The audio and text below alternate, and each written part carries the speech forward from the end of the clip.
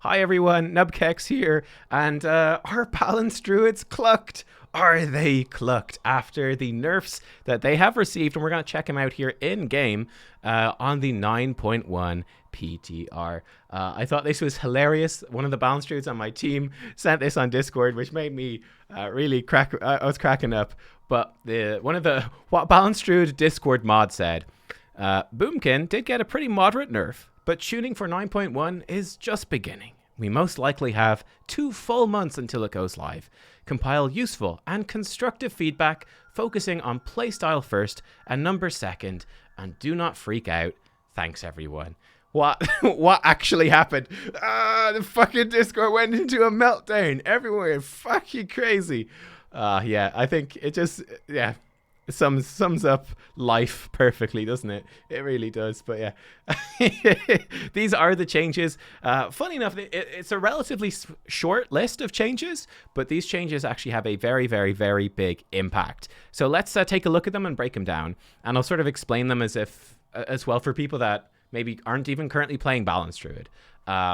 Because I guess a lot of people watch these videos just to learn about what's going on with other classes.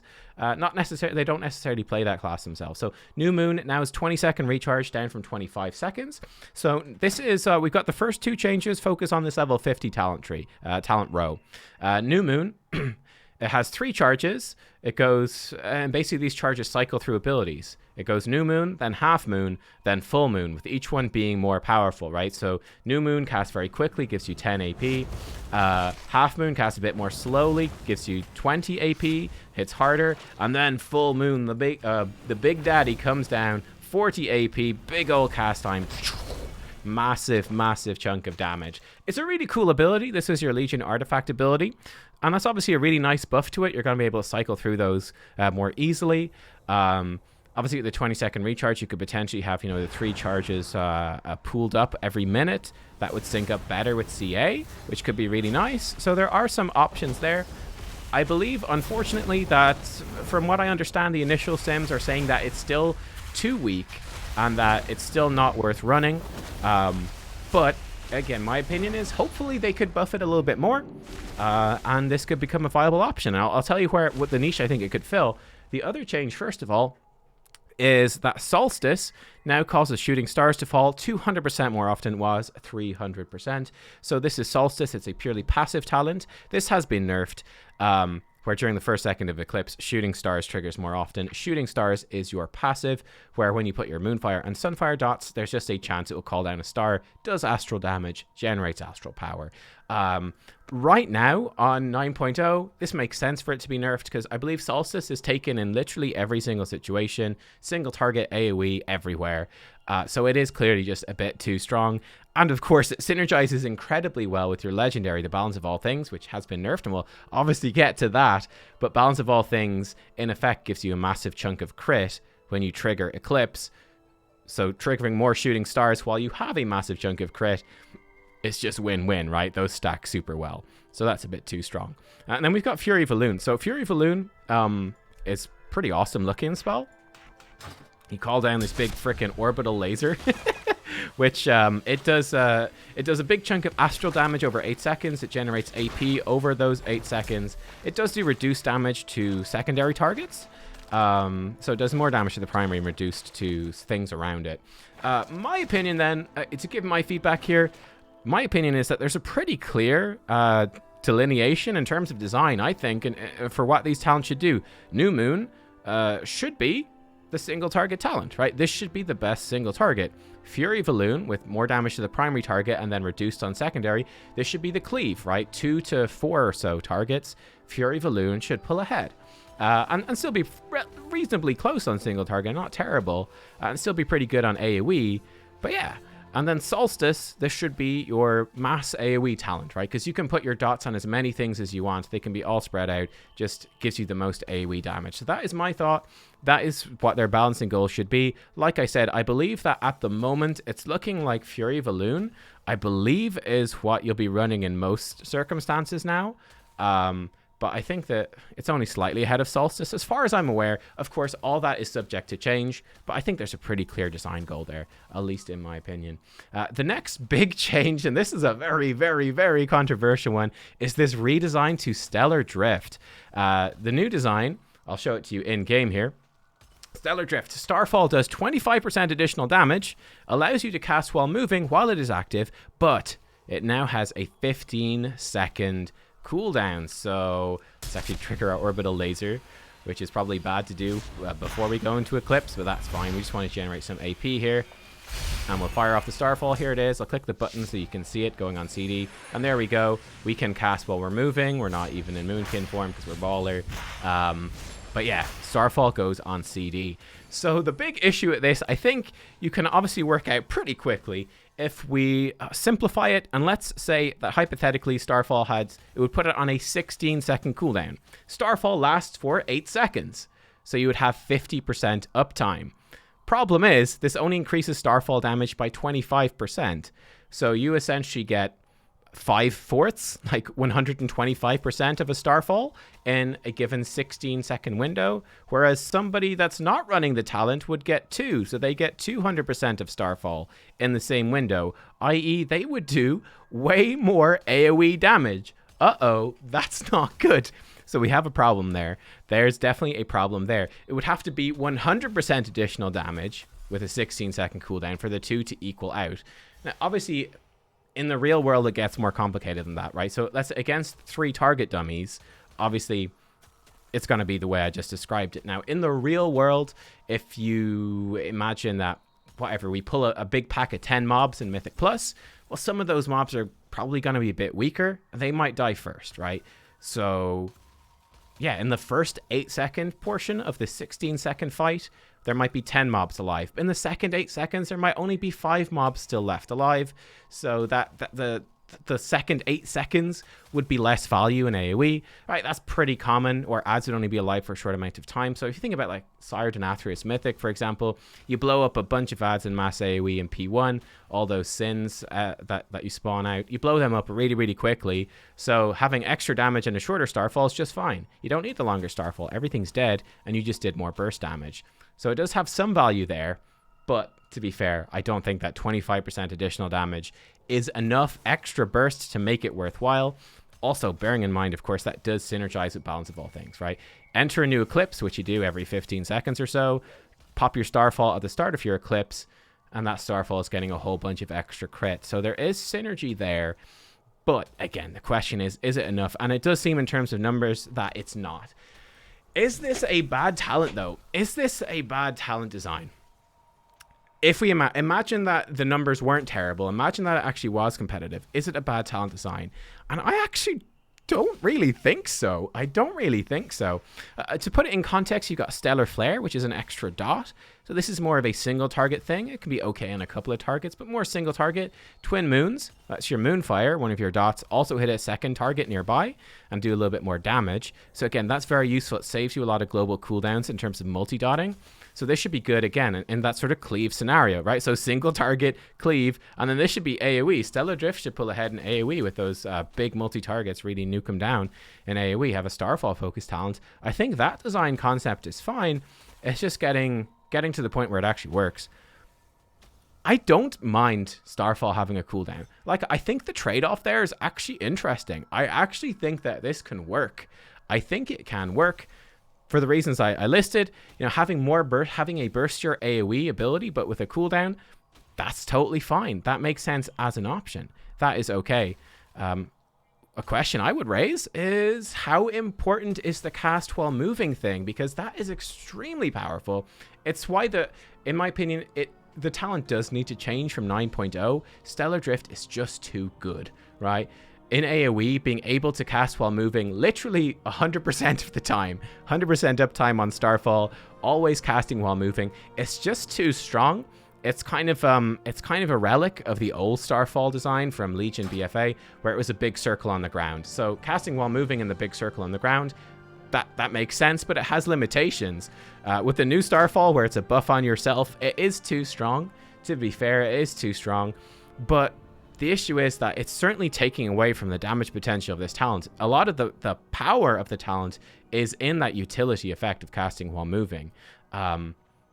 If they remove the casting while moving and focus more on just buffing up the damage, this could be a more attractive option. I think that could potentially work. Or they could do creative things like, I don't know, have it reduce the cost of Starfall, which is something similar to what happened before. But maybe make Star Surge extend the duration of Starfall. And kind of things like that. So encourage people to use Star Surges more and cast Starfall less, which is sort of a goal of this design. Or alternatively, you could even do something crazy like have Starfall be much more powerful, but maybe cost like 70 AP or something like that, but do more damage, last a bit longer, that sort of thing. There's a few different ways to go, but I actually don't think this is as bad as people are making it out to be in terms of playstyle. I think in terms of playstyle, it's actually all right. It's definitely the numbers that are wrong. So that's sort of my thoughts on that. Okay. Let's look at the legendaries. Let's look at the new legendaries or some new things, and then we'll talk about Balance of All Things, which obviously is one of the biggest changes here. Free Starfall from Onet's Vision. So if we jump to our powers, we have none unlocked in the PTR. I'm getting some messages on my phone.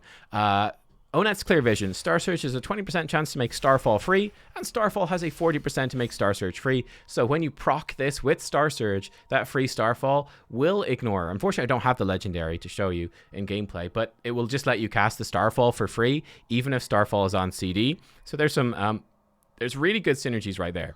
That's actually very, very powerful. Very powerful. So yeah, that could potentially be an interesting option. Yeah, I kind of like the little synergy there. It's pretty cool. There are a couple of new legendaries, guys, if you haven't seen these already, and there's a couple more data mined as well. These are the Covenant-specific legendaries that enhance your Covenant power. For the Necrolord, Wrathful Swarm makes Adaptive Swarm have a 30% chance to split into 2 swarms each time it jumps. Fairly passive thing. I don't know that you change your playstyle much. My personal opinion is that the Necrolord Adaptive Swarm ability is pretty awful for Balance Druid. It's not fun. It feels bad, especially compared to the other Covenant abilities, which are actually really good on Balance Druid, in my opinion, really fun. So I would personally want to avoid this at all costs. For me, I'm happy enough with going, okay, this Covenant is more fun in the other Druid specs, but hey, there's 4 Druid specs. It's just not quite fun on this one. That's my thoughts on it. For Venthyr, Sinful Hysteria. This one is quite intriguing. So each time Ravenous Frenzy is applied, its duration is increased by 0.2 seconds. So Ravenous Frenzy, it's a 3-minute cooldown, right? And it's this buff you put on yourself that keeps building up haste. So this could actually be pretty good. The default duration is 20 seconds, and obviously it's more powerful near the end, so making it last longer, not bad. It also syncs up its cooldown with Celestial Alignment. Now, the interesting thing here is that Celestial Alignment is 20 seconds. The default Ravenous Frenzy is 20 seconds, so they already sync up well. Incarnation, though, is 30 seconds long. It is 30 seconds, so with this Legendary, those are likely to sync up almost perfectly, and that's probably part of the design intent. Alternatively, there's also, I think, a possibility that you would pop like Ravenous Frenzy on pull.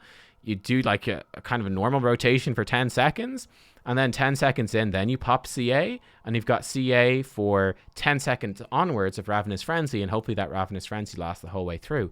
I think that could possibly also happen too. So this one actually is quite intriguing to me. I think this seems like it could be quite fun. Really emphasize that big 3-minute burst window, which I think is awesome. So I'm actually quite excited for that.